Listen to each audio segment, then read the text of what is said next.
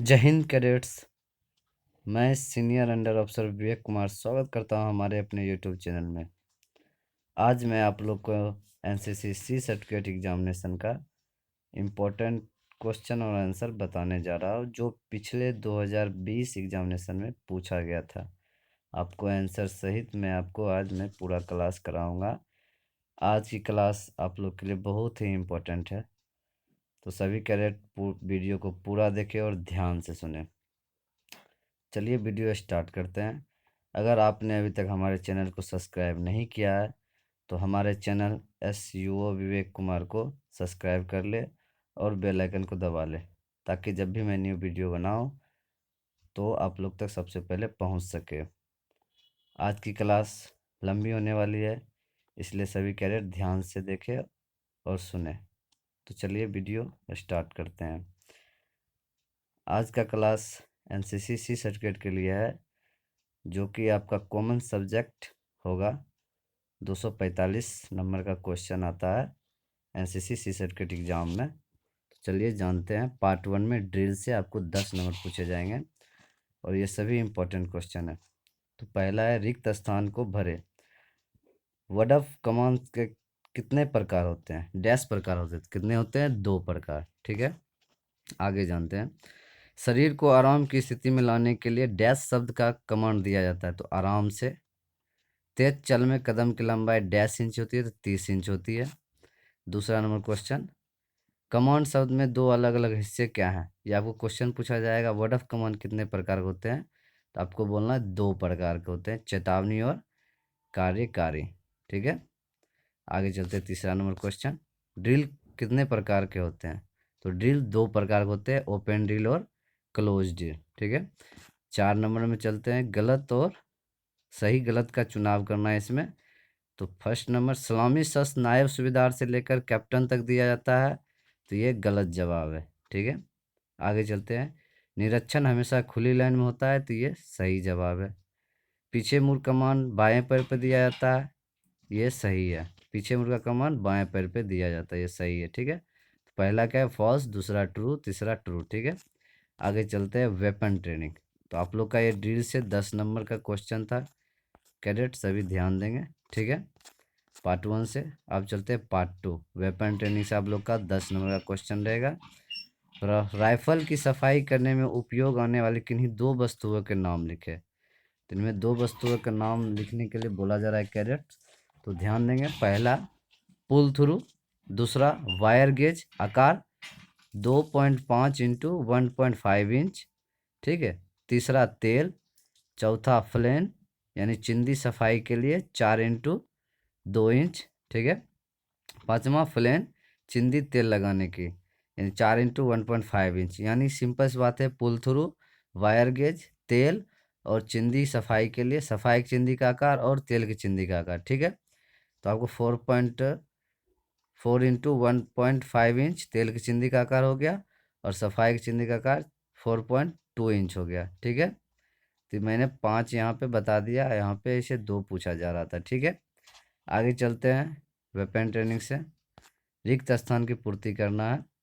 छठा number question, पहला, trigger में डैश अलग प्रकार के दबाव होते हैं?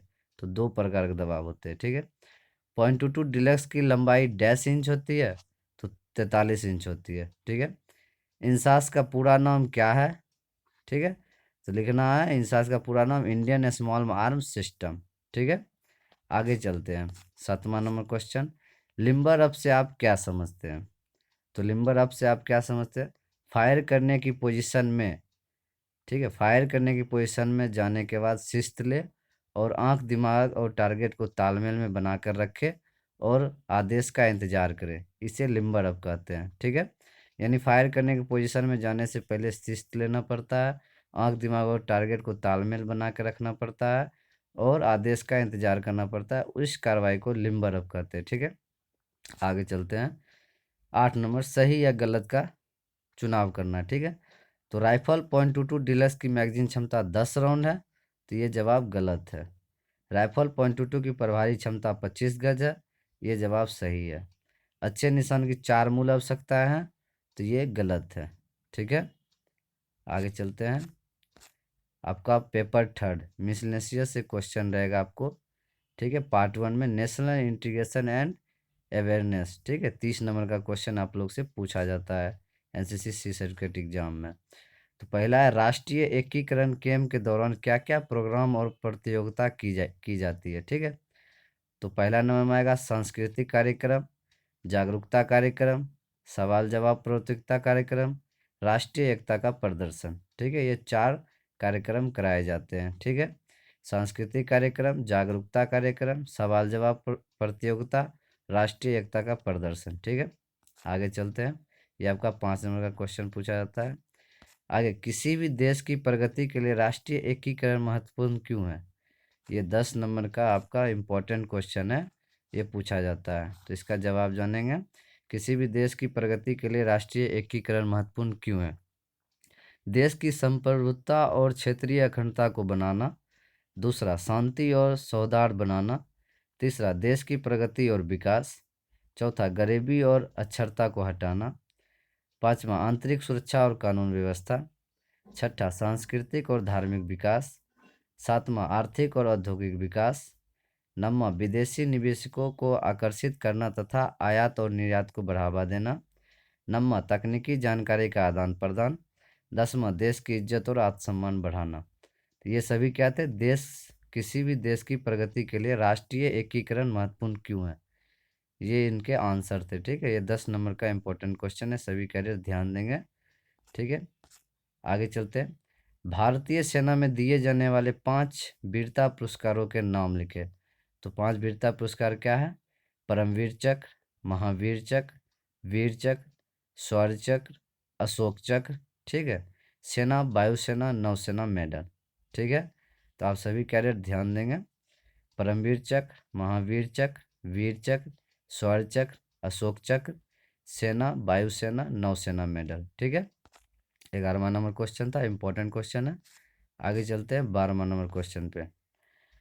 राष्ट्रीय निर्माण में युवा पीढ़ी एनसीसी कैडेट कैसे योगदान कर सकते हैं? यानी राष्ट्रीय निर्माण में एनसीसी कैडेट कैसे योगदान कर सकते हैं, ठीक है। तो क्या करेंगे एनसीसी कैडेट योगदान? प्रौढ़ शिक्षा में मदद, सामाजिक सेवा में मदद, राष्ट्रीय भाषा को बढ़ावा देना, सभी नागरिकों से एक समान बर्ताव करना, सभी धार्मिक स्थलों की इज्जत करना। ये एनसीसी कैडेट योगदान दे सकते हैं राष्ट्रीय निर्माण में, ठीक है। क्या थे? फिर से सुनेंगे। प्रौढ़ शिक्षा में मदद, सामाजिक सेवा में मदद, राष्ट्रीय भाषा को बढ़ावा देना, सभी नागरिकों से एक समान बर्ताव रखना, सभी धार्मिक स्थलों की इज्जत करना, ठीक है। आगे चलते हैं, ये आपके 5 नंबर क्वेश्चन पूछे जाते हैं। आगे चलते हैं 13वां नंबर क्वेश्चन। राष्ट्रीय एकता को विघटित करने वाले किन्हीं 5 तत्वों को लिखें। यानी राष्ट्रीय एकता को विघटित करने वाले किन्हीं 5 तत्व को लिखें। ये इंपॉर्टेंट क्वेश्चन है, जानेंगे। सांप्रदायिकता, भाषावाद, क्षेत्रीयता की भावना, जातिवाद, राजनीतिक दल, आर्थिक असमानता एवं विदेशी तत्व, ठीक है। ये सभी राष्ट्रीय एकता को विघटित करने वाले 5 तत्व हैं। सांप्रदायिकता, भाषावाद, क्षेत्रीयता की भावना, जातिवाद, राजनीतिक दल, आर्थिक असमानता एवं विदेशी तत्व, ठीक है। ये आपके इंपॉर्टेंट क्वेश्चन थे, ठीक है कैडेट्स। तो आगे चलते हैं पार्ट 3 में हम लोग। आप लोग का ये very very important part 2 chapter है, ठीक है।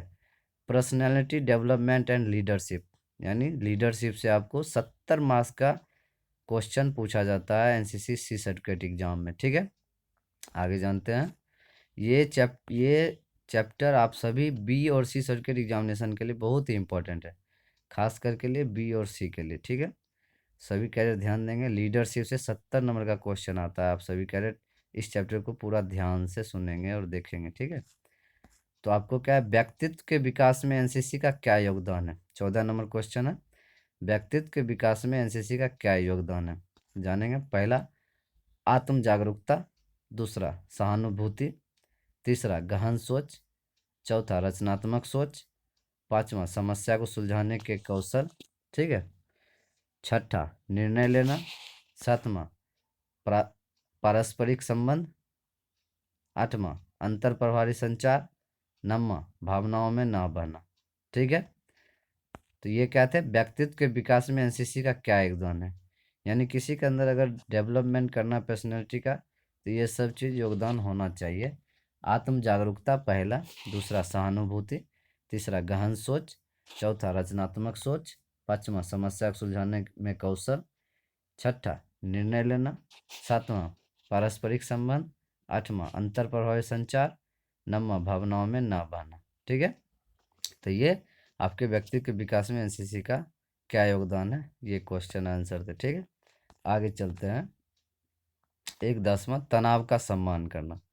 ठीक है, तनाव का सामना करना, सॉरी सम्मान नहीं, सामना करना। ठीक है, तनाव का सामना करना। ठीक है, सभी कैडेट ध्यान देंगे। आगे चलते हैं, इंपॉर्टेंट क्वेश्चन है आप लोग के लिए। निम्नलिखित पर लघु नोट लिखिए 50 शब्दों में। ठीक है, उनके द्वारा प्रदर्शित किए गए 4 नैतिक गुणों को लिखें। यानी आप लोग के लिए इम्पोर्टेंट है कि किन्हीं के ऊपर 50 शब्द लिखना है उनके ऊपर, और 4 नैतिक गुण उनके बारे में लिखना है। ठीक है, तो आगे जानेंगे लीडरशिप के बारे में। स्वामी विवेकानंद, तो स्वामी विवेकानंद के भी बारे में जानेंगे। स्वामी विवेकानंद 19वीं शताब्दी के अंत में हमारी पूरी दुनिया हिंदू धर्म के महान ऋषि और प्रचारक थे। ठीक है, हिंदू धर्म के महान ऋषि और प्रचारक थे। उन्होंने अपने प्रचार के जरिए अपने गुरु का संदेश फैलाया। उन्होंने युवाओं को मानव जाति के विकास के लिए, समाज सेवा करने के लिए प्रेरित करने के लिए रामकृष्ण मिशन की शुरुआत की। ठीक है, आगे जानेंगे। नेतृत्व के गुण थे उनके अंदर ज्ञान, जिज्ञासु, पहल, सहानुभूति, ठीक है, एवं व्यक्तित्व। ठीक है, आगे जानेंगे। किरण बेदी, ठीक है, किरण बेदी के बारे में जानेंगे। दूसरा, किरण बेदी भारतीय शीर्ष पुलिस में से एक थी। वह अभिनव और सामाजिक परिवर्तन के लिए प्रतिबद्ध था। वह एक पुलिस अधिकारी के रूप में लोगों के बीच पहुंची और महिला सशक्तिकरण और शिक्षा के प्रति उनके प्रभाव को लोगों ने सराहा। समाज ने उन्हें नेतृत्व के पदों पर लगाया। ठीक है, उक्त नेतृत्व के पदों पर लगाया। तो उनके अंदर जो नेतृत्व के गुण थे, व्यवहार कुशल और पहल, ज्ञान, निर्णायक एवं मानवीय। ठीक है, तो दूसरा क्या है, किरण बेदी। पहला क्या था, स्वामी विवेकानंद। और तीसरे नंबर पर कौन है, महेंद्र सिंह धोनी, जिन्हें हम लोग सभी जानते हैं, महेंद्र सिंह धोनी। MS धोनी एक ऐसे आदमी है जो सिर्फ अपने खेल के लिए नहीं, बल्कि अपने व्यक्तित्व और व्यक्ति दोनों के लिए पिच पर और बाहर जोर से और उम्मीद करते हैं। धोनी को शांत तनावपूर्ण स्थितियों के साथ संभालने की क्षमता के लिए कप्तान शांत का खिताब है। उन्होंने तमाम मुश्किलों के खिलाफ संघर्ष किया और भारतीय क्रिकेट टीम का सबसे सफल कप्तान बनने का रास्ता बनाया। तो इनके अंदर गुण क्या क्या थे, धैर्य, प्रतिबद्धता, निर्णायक, लक्ष्यों को बनाए रखना, प्रेरणा, फिजिकल फिटनेस। ठीक है, तो ये 4 थे। 3 थे महेंद्र सिंह धोनी, किरण बेदी और स्वामी विवेकानंद। तो आपको किसी और चीज़ पे भी नोट लिखने के लिए दे दिया जाएगा। ठीक है, ये मैंने कुछ इंपॉर्टेंट थे, उन्हें मैंने आपको बता दिया जो पिछले क्वेश्चन में पूछा गया था। आगे, अनुशासन को परिभाषित करें। यानी अनुशासन क्या है उसके बारे में लिखना है। तो अनुशासन का मतलब है दिए हुए आदेश का इच्छा से तुरंत पालन करना, बिना किसी आदेश के भी उचित कार्रवाई करना। ठीक है, ये अनुशासन कहलाता है। अनुशासन मतलब है दिए हुए आदेश का इच्छा से तुरंत पालन। आपको अगर कोई आदेश दे दिया है तो तुरंत उसका पालन करना। ठीक है, यही अनुशासन कहलाता है। ठीक है, आगे चलते हैं। भारतीय नागरिक के 5 मौलिक अधिकार लिखे। ठीक है, भारतीय नागरिक को प्राप्त 5 मौलिक अधिकार तो जानेंगे। स्वतंत्रता का अधिकार, समानता का अधिकार, शिक्षा का अधिकार, शोषण के खिलाफ अधिकार, धर्म का अधिकार। ठीक है, तो आपको ये 17 नंबर क्वेश्चन थे। भारतीय नागरिक के 5 मौलिक अधिकार लिखे। ठीक है, स्वतंत्रता का अधिकार, समानता का अधिकार, शिक्षा का अधिकार, शोषण के खिलाफ अधिकार, धर्म का अधिकार। ठीक है, सभी इंपॉर्टेंट क्वेश्चन है, सभी कैडेट ध्यान देंगे। क्लास थोड़ी लंबी होने वाली है, इसलिए सभी कैडेट वीडियो को पूरा जरूर देखें। ठीक है, आप सभी के लिए बहुत ही इंपॉर्टेंट चैप्टर है। ठीक है, आगे चलते 18वां, रिक्त स्थानों की पूर्ति करें, यानी फिलिंग इन दी ब्लैंक्स।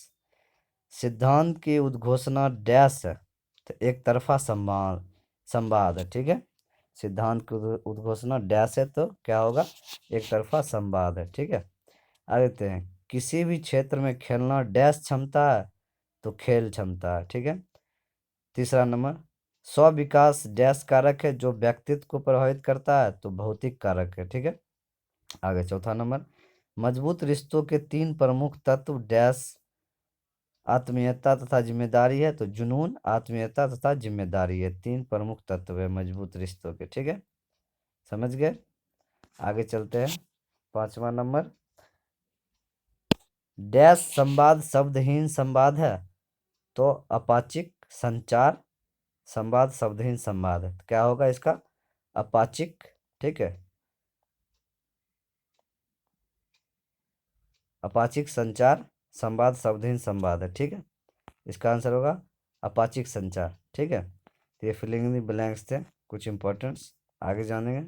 सही और गलत लिखे। ठीक है, तो प्रवृत्ति तथा परिवर्तित एक मानसिक स्थिति है, जैसा हम सोचते हैं वैसा ही देखते हैं। तो ये सही है या गलत है, करियर ध्यान देंगे तो ये सही है। परिवर्तित एक मानसिक स्थिति है, जैसा हम सोचते हैं वैसा ही देखते हैं। ठीक है, ये सही है। दूसरा नंबर, शारीरिक छवि एक तरीका है जिसमें हम अपनी शारीरिक अवस्था का वर्णन करते हैं, यह भी सही है। तीसरा, दो या दो से अधिक संगठनों के बीच के मजबूत बंधन को आंतरिक व्यक्तित्व रिश्ता कहते हैं, तो ये गलत है। ठीक है, आगे चलते हैं। दो व्यक्तियों के बीच का शारीरिक आकर्षण उसके आवेग को दर्शाता है, ये सही है। ठीक है, आगे ध्यान देंगे कैडेट्स। पांचवा नंबर क्वेश्चन था। पांचवा नंबर, संपर्क में स्थिरता व्यक्तित्वों के बीच की बाधा होती है, तो ये गलत है। ठीक है, संपर्क में स्थिरता व्यक्तित्वों के बीच की बाधा होती है, तो ये गलत है। ठीक है, आगे जानेंगे। ये आप लोग का लीडरशिप का ही चैप्टर चल रहा है, जो 70 नंबर का क्वेश्चन आप लोग से पूछा जाता है। ठीक है, आगे, संवादहीनता को कम करने के कोई 5 बिंदु लिखिए। तो क्या है, संवादहीनता को कम करने के लिए किन्हीं 5 पॉइंट को लिखना है। तो आगे चलते हैं। पहला, आगे की योजना, 20वां नंबर क्वेश्चन है, आगे की योजना। दूसरा, दूसरों को योजना बनाने में शामिल करना। तीसरा, दूसरों द्वारा बनाए गए सलाह को सुनना। चौथा, उद्देश्य के साथ बोले और विशिष्ट बने। पांचवा, हास्य की भावना होना। छठा, सहानुभूति होना। सातवां, निर्णय ना करना। ठीक है, तो ये सभी 5 पॉइंट बिंदु है, 5 से अधिक है। संवादहीनता को कम करने का किन्हीं 5 पॉइंट है। ठीक है, आगे की योजना, दूसरों को योजना बनाने में शामिल करना, दूसरों द्वारा बनाए गए सलाह को सुनना, उद्देश्यों के साथ बोले और विशिष्ट बने, हास्य की भावना होना, सहानुभूति होना, निर्णय ना करना। ठीक है, आगे चलते हैं। 21 नंबर क्वेश्चन, समय प्रबंधन के बुनियादी सिद्धांत है। ठीक है, समय प्रबंधन के बुनियादी सिद्धांत है, इनको लिखना है। 5 नंबर का क्वेश्चन आता है।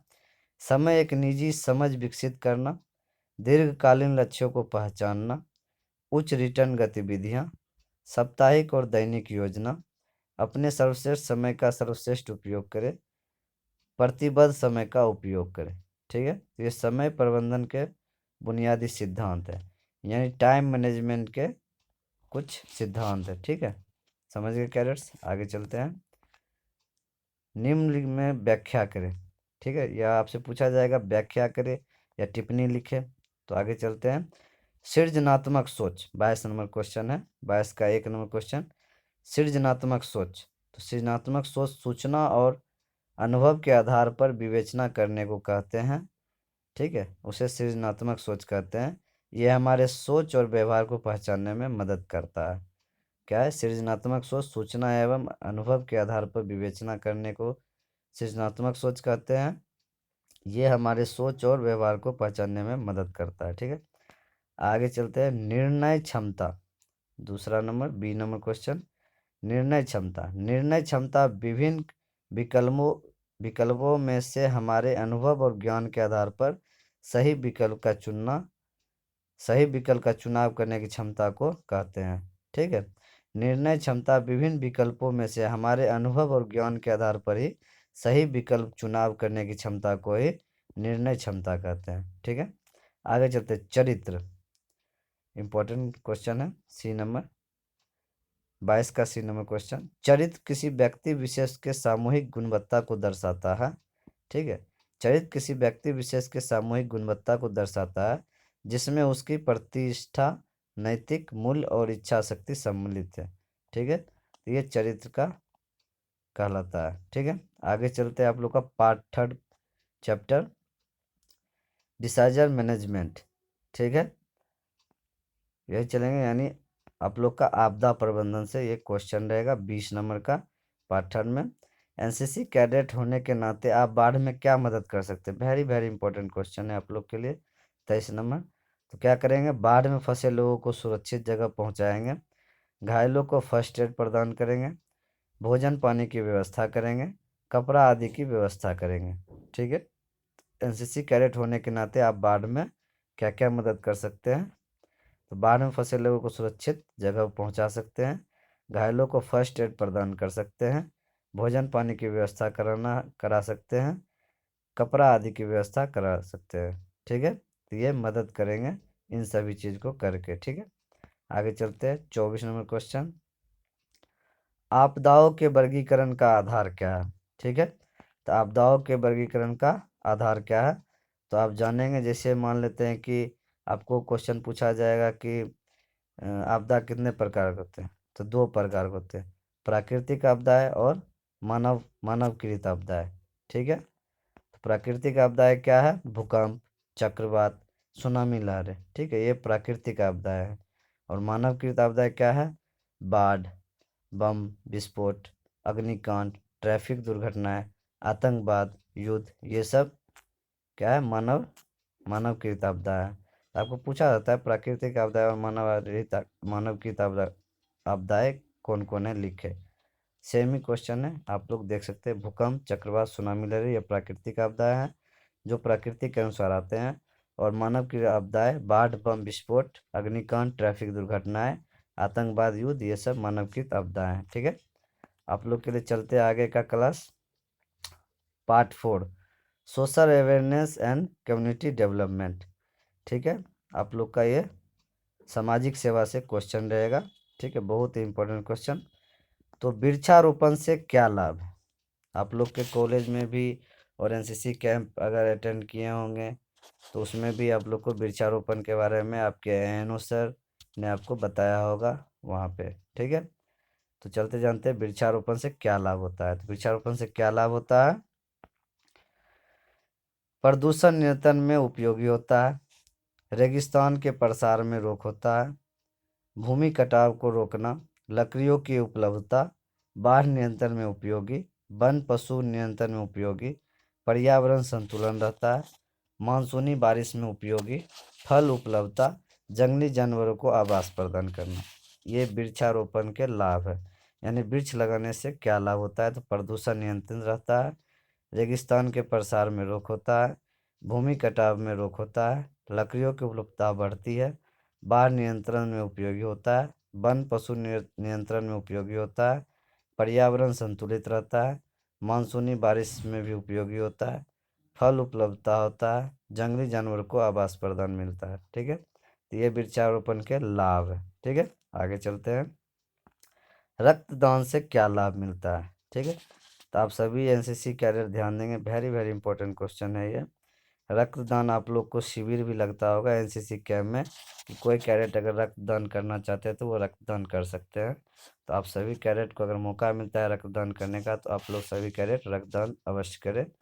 ठीक है, रक्तदान एक महादान होता है। ठीक है, जानते हैं रक्तदान से क्या लाभ होता है। ठीक है, पहला पॉइंट, शरीर में नए रक्त का संचार होता है, रक्तदान से किसी का जीवन बचाया जा सकता है, रक्तदान का कोई विकल्प नहीं होता है, रक्तदान के बाद आवश्यकता पड़ने पर 1 वर्ष तक रक्तदान का कोई भी तत्काल रक्त उपलब्ध कराया जाता है, रक्तदान महादान है। ठीक है, तो रक्तदान के क्या लाभ है? 5 पॉइंट जानेंगे। शरीर में नए रक्त का संचार होता है, रक्तदान से किसी का जीवन बचाया जाता है, रक्त का कोई विकल्प नहीं होता है, रक्तदान के बाद आवश्यकता पड़ने पर एक एक वर्ष तक रक्तदान का कोई भी तत्काल रक्त उपलब्ध कराया जाता है। ठीक है, रक्तदान महादान है। ठीक है, ये 26 नंबर का क्वेश्चन था। 26 नंबर क्वेश्चन 5 नंबर का क्वेश्चन है। ठीक है, आगे जानते हैं। ये इंपॉर्टेंट क्वेश्चन थे, रक्तदान क्या है। आगे जानते हैं 27 नंबर क्वेश्चन। एनसीसी कैडेट द्वारा की जाने वाली 5 प्रमुख सामाजिक गतिविधियों के नाम लिखे। इंपॉर्टेंट क्वेश्चन है, किन्हीं 5 गतिविधियों का नाम लिखना है एनसीसी कैडेट द्वारा। तो जानेंगे। रक्तदान शिविर, वृक्षारोपण, स्वच्छ भारत अभियान, जागरूकता कार्यक्रम, सिविल प्रशासन की सहायता।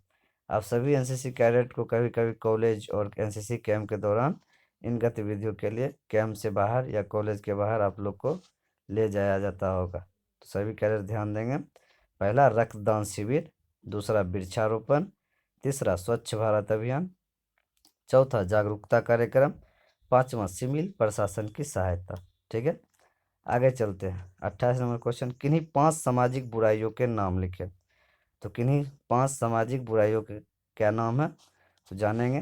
कन्या भ्रूण हत्या, दूसरा दहेज प्रथा, तीसरा बाल दुर्व्यवहार और तस्करी, चौथा नशीली दवाओं के दुरुपयोग और तस्करी, पांचवा घरेलू हिंसा।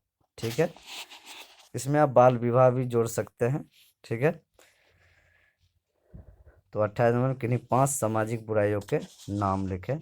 तो कन्या भ्रूण हत्या, दूसरा दहेज प्रथा, तीसरा बाल दुर्व्यवहार और तस्करी, चौथा नशीली दवाओं के दुरुपयोग और तस्करी, पांचवा घरेलू हिंसा, और छठा लिख देंगे बाल विवाह। ठीक है, आगे जानते हैं।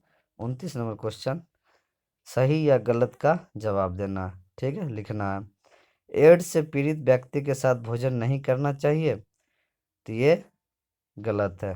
ठीक है, एड्स से पीड़ित व्यक्ति के साथ भोजन नहीं करना चाहिए, ये गलत है। दूसरा जानेंगे।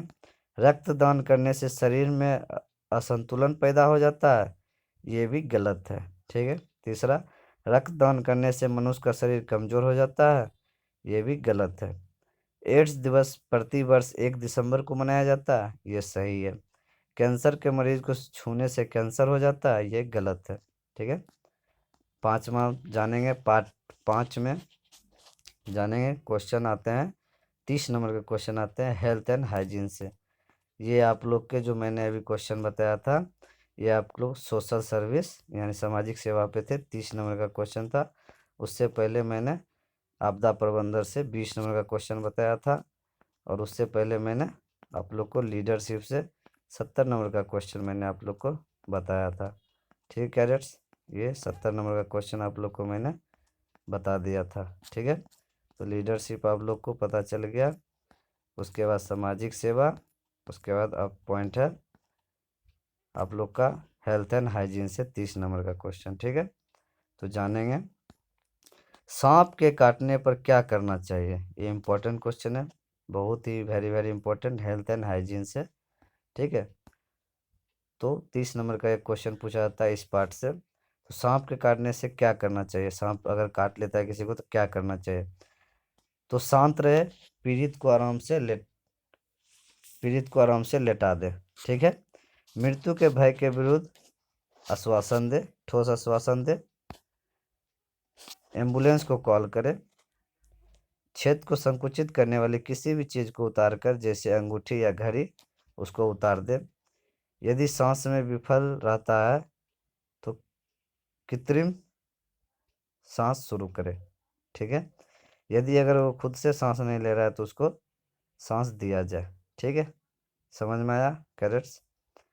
तो पहला क्या है कि शांति बनाए रखना है, और जिसको सांप काटा उसको आराम से लेटा देना है। दूसरा, मृत्यु के भय से उसको आश्वासन देना है कि ऐसा कुछ नहीं होगा। तीसरा, एम्बुलेंस को कॉल करना है।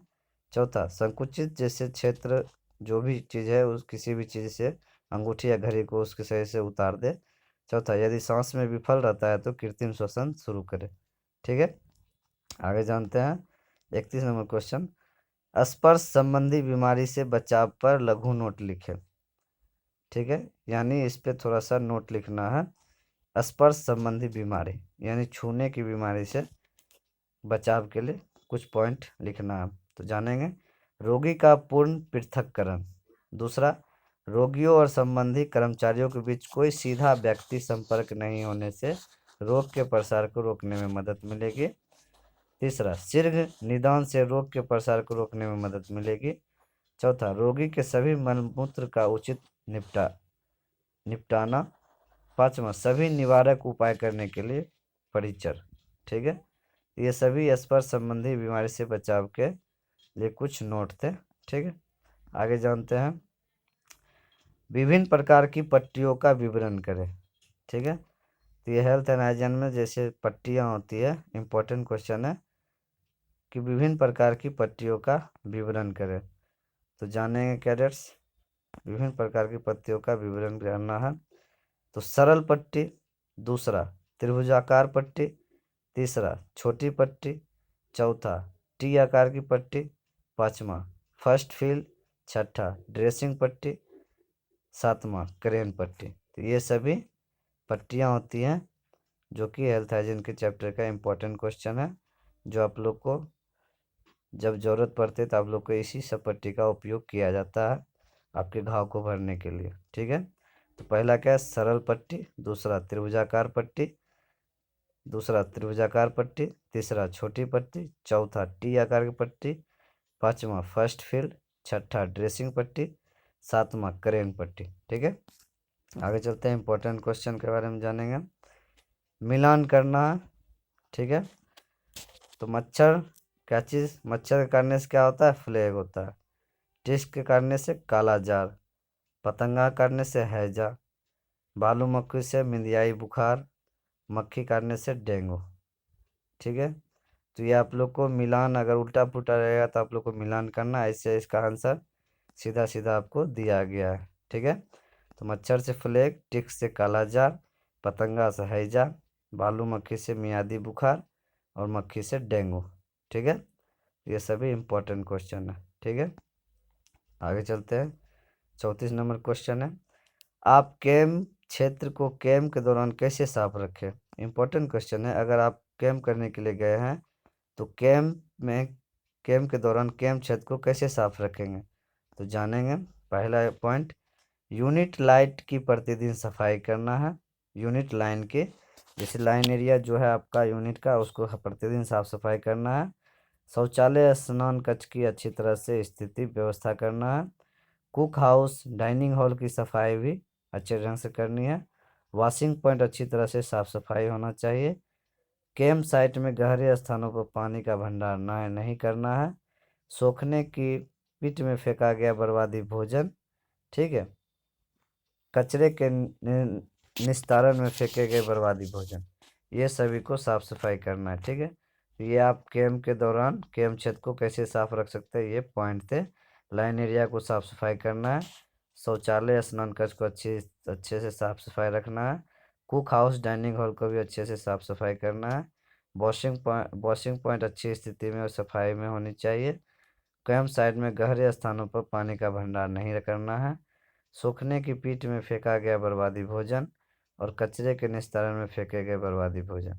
ठीक है, ये सभी चीज़ का ध्यान देना है। ठीक है, आगे जानते हैं, अच्छे स्वास्थ्य के लिए आवश्यक तत्व क्या है।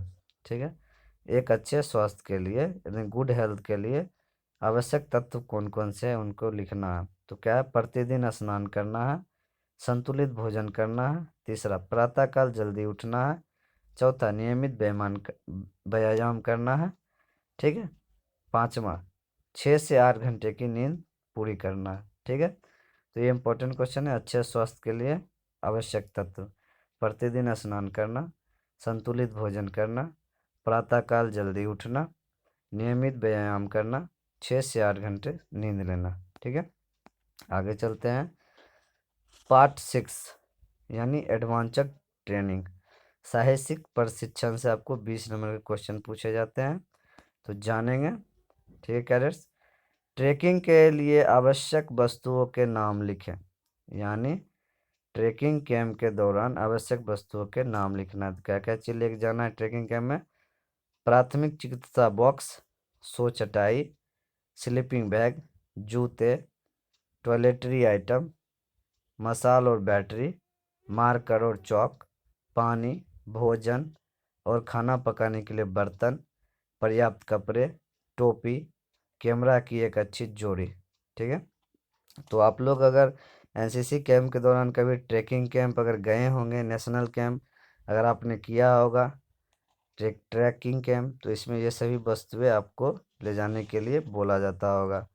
क्या था? प्राथमिक प्राथमिक चिकित्सा बॉक्स, सो चटाई, स्लीपिंग बैग, जूते, टॉयलेटरी आइटम, मसाल और बैटरी, मार्कर और चौक, पानी, भोजन और खाना पकाने के लिए बर्तन, पर्याप्त कपड़े, टोपी, कैमरा की एक अच्छी जोड़ी। ठीक है, इंपॉर्टेंट क्वेश्चन है। आगे चलते हैं। एनसीसी कैडेट द्वारा की जाने वाली एडवेंचर एक्टिविटीज को लिखें, यानी साहसिक कार्यक्रम के बारे में लिखना है एनसीसी कैडेट का। ठीक है, तो पहला क्या है? साइकिल अभियान। दूसरा पर्वतारोहण। तीसरा रॉक क्लाइंबिंग। चौथा पैरासीलिंग। पांचवा पैरा जंप्स। ये एनसीसी कैडेट द्वारा 5 एडवेंचर ट्रेड एक्टिविटीज है। ठीक है, साइकिल अभियान, दूसरा पर्वतारोहण, तीसरा रॉक क्लाइंबिंग, चौथा पैरासीलिंग, ठीक है, पांचवा पैरा जंप। ठीक है, ये सभी एनसीसी कैडेट द्वारा कराया जाता है एनसीसी कैंप में। तो पैरासीलिंग, पैरा जंप, ठीक है, और रॉक क्लाइंबिंग, पर्वतारोहण, पर्वत चढ़ना, साइकिल से चलना, ये बहुत दूर चला जाता है, 50-100, एक एक दिन में 100-200 किलोमीटर, 5500 किलोमीटर पहाड़ पर चढ़ना। रॉक क्लाइंबिंग, पैरासीलिंग, पैरा जो होता है सीलिंग, पैरा जंप, हेलीकॉप्टर से जंप मारना। ठीक है, यही सब होता है, ये एडवेंचर एक्टिविटीज़ हैं। ठीक है, एनसीसी कैडेट ये सभी कैंप में भाग लेते हैं। ठीक है, आगे चलते हैं। 38 नंबर का क्वेश्चन है, 10 सुरक्षा युक्तियां लिखे जो आपको रॉक क्लाइंबिंग के लिए जाने के दौरान ध्यान में रखनी चाहिए। ठीक है, रॉक क्लाइंबिंग जो होता है उनके दौरान जाने में ध्यान रखने वाली बातें, 10 सुरक्षा युक्तियां। ठीक है, तो पहला क्या है? हार्मोन्स को हमेशा चेक करें। दूसरा, गांठों को हमेशा चेक करें। तीसरा, हमेशा हेलमेट पहने। चौथा, रस्सी और बिले डिवाइस को हमेशा चेक करें। पाँचवा, हमेशा लंबी रस्सी का इस्तेमाल करें। छठा, जरूरत के मुताबिक उपकरण लाए। सातवां, रस्सी हमेशा पैर के ऊपर रखें। नौवां, आठवां, सही जगह रस्सी को क्लिप करें। नौवां, हमेशा सुरक्षित एंकर का इस्तेमाल करें। तो ये 9-10 पॉइंट थे। ठीक है, जो आपको हमेशा ध्यान रखना है रॉक क्लाइंबिंग में जाने से पहले। हार्मोन्स को हमेशा चेक करना है, गांठों को हमेशा चेक करना है, हमेशा हेलमेट पहनना है, रस्सी और बिले डिवाइस को हमेशा चेक करना है, हमेशा लंबी रस्सी इस्तेमाल करना है, ज़रूरत के मुताबिक उपकरण लाना है। ठीक है, समझ गए? एवं रस्सी हमेशा पैर के ऊपर रखना है। ठीक है, रस्सी को सही जगह रस्सी को क्लिप करना है। ठीक है, और हमेशा सुरक्षित एंकर का इस्तेमाल करना। ये आपके इम्पोर्टेंट क्वेश्चन थे। आगे चलते हैं। पार्ट 7, पर्यावरण जागरूकता एवं संरक्षण, यानी इन्वायरमेंटल अवेयरनेस एंड कंसर्नेशन। ठीक है, कंसर्वेशन। ठीक है, पर्यावरण जागरूकता एवं संरक्षण। तो जानेंगे वर्षा जल संरक्षण की क्या आवश्यकता है। 39 नंबर क्वेश्चन है। 20 नंबर का आप लोग को ये क्वेश्चन पूछा जाता है टोटल पार्ट से। तो वर्षा जल संरक्षण की क्या आवश्यकता है? तो जब वर्षा का पानी जो आता है उसकी आवश्यकता क्या है जानेंगे। यह उप मिट्टी और भूजल को रिचार्ज करता है, जल स्तर का स्तर बढ़ाता है, यह बड़ी मात्रा में प्रदूषण मुक्त पेयजल बनाने में मदद करता है। वर्षा जल को बाद में उपयोग के लिए विशाल टैंकों और तालाबों में संग्रहित किया जा सकता है, इससे भूजल पर निर्भरता कम हो गई। ठीक है, तो ये पॉइंट थे वर्षा जल संचयन की क्या आवश्यकता है। ठीक है, वर्षा जल संचयन की क्या आवश्यकता है। यह उप मिट्टी और भूजल को रिचार्ज करता है, जल स्तर का स्तर बढ़ाता है, यह बड़ी मात्रा में प्रदूषण मुक्त पेयजल बनाने में मदद करता है, वर्षा जल को बाद में उपयोग के लिए विशाल टैंकों और तालाबों में संग्रहित करता है, एवं इससे भूजल का निर्भरता कम हो जाती है। ठीक है, आगे चलते हैं। नवीकरण और अनवीकरण के संसाधन क्या हैं, दो उदाहरण के साथ समझाएं। 10 नंबर का क्वेश्चन आपको पूछा जाता है। ये 40 नंबर क्वेश्चन जानेंगे। नवीकरण और अनवीकरण संसाधन क्या है। तो नवीकरण संसाधन वह है संसाधन जिन्हें भौतिक, रासायनिक या आंतरिक प्रक्रियाओं द्वारा नवीनीकृत या पुनः उत्पन्न किया जा सके, नवीकरणीय संसाधन कहते हैं। ठीक है, संसाधन जिन्हें भौतिक, रासायनिक या आंतरिक प्रक्रियाओं द्वारा नवीनीकृत या पुनः उत्पन्न किया जा सके, नवीकरणीय संसाधन कहलाता है। जैसे सौर, पन बिजली, जैव, द्रव्यमान, भूतापीय और पवन ऊर्जा। ठीक है, आगे समझेंगे। गैर नवीकरणीय संसाधन दो प्रकार के होते हैं, नवीकरणीय और गैर नवीकरणीय। ये ऐसे संसाधन हैं जो बहुत लंबे समय तक भूगर्भीय समय पर बनते हैं और जो स्वाभाविक रूप से पर्यावरण में नहीं बनते हैं। इन साधनों के बनने में लाखों साल लग जाते हैं। ठीक है, तो ये गैर नवीकरणीय संसाधन है, जैसे पेट्रोल, डीजल, आग की लकड़ी, कोयला। ठीक है, आगे जानते हैं सौर ऊर्जा से आप क्या समझते हैं। सौर ऊर्जा के 3 लाभ बताएं। ठीक है, 41 नंबर क्वेश्चन जानेंगे। सौर ऊर्जा से आप क्या समझते हैं। तो सौर ऊर्जा एक नवीकरणीय ऊर्जा है जो सूर्य द्वारा विद्युत चुंबकीय तरंगों के रूप में जारी की जाती है और सीधे सूर्य प्रकाश से एकत्र की जाती है। यानी कहने का तात्पर्य है, सौर ऊर्जा एक नवीकरणीय ऊर्जा है जो सूर्य द्वारा विद्युत चुंबकीय तरंगों के रूप में जारी की जाती है और सीधे सूर्य प्रकाश से एकत्र की जाती है। ठीक है, सौर ऊर्जा के फायदे क्या है। यह बहुतायत में और हर जगह उपलब्ध है। इसे भविष्य के उपयोग के लिए विभिन्न रूपों में संग्रहित किया जा सकता है। इसके इस्तेमाल से कभी भी कोई हादसा नहीं हो सकता है। तो ये सौर ऊर्जा के 3 लाभ थे, और सौर ऊर्जा से आप क्या समझते थे, आप समझ गए होंगे। आगे चलते हैं पार्ट 8, ऑब्स्टिकल ट्रेनिंग। 5 नंबर का क्वेश्चन आपको पूछा जाता है ऑब्स्टिकल ट्रेनिंग से, तो जानेंगे। कैडेट्स ध्यान देंगे, एनसीसी कैडेट का किन्हीं 5 बाधा के नाम लिखे। ठीक है, तो straight balance, clear jump, gate vault, zig zag balance, high wall, double stand jump, right hand vault, left hand vault, दमदमा, स्ट्रेट बैलेंस। तो ये आपके क्या थे 42 नंबर क्वेश्चन एनसीसी कैडेट द्वारा किन्हीं 5 बाधा के नाम है। ठीक है, जो कि आप लोग को टीएससी कैंप के दौरान ये सभी आपको देखने के लिए मिल जाते होंगे। ठीक है, straight balance, clear jump, gate vault, zig zag balance, high ball, double stride jump, right hand vault, left hand vault, Dumdama, stand balance. तो सभी कैडेट, आज का वीडियो आप लोग के लिए यही समाप्त होता है आज का क्लास। तो आप लोग कैडेट्स कमेंट बॉक्स में ज़रूर बताएं आपको वीडियो कैसा लगा। मेरा उद्देश्य यही है, आप सभी एनसीसी कैडेट अच्छे नंबर से पास हो, और मैं इससे ही आपको क्लास देता रहूं।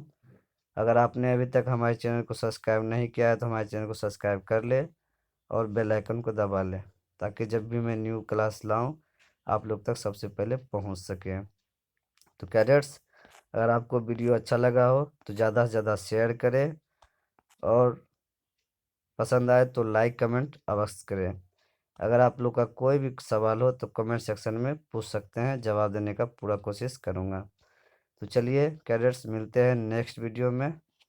जय हिंद, जय भारत, जय एनसीसी। Thank you.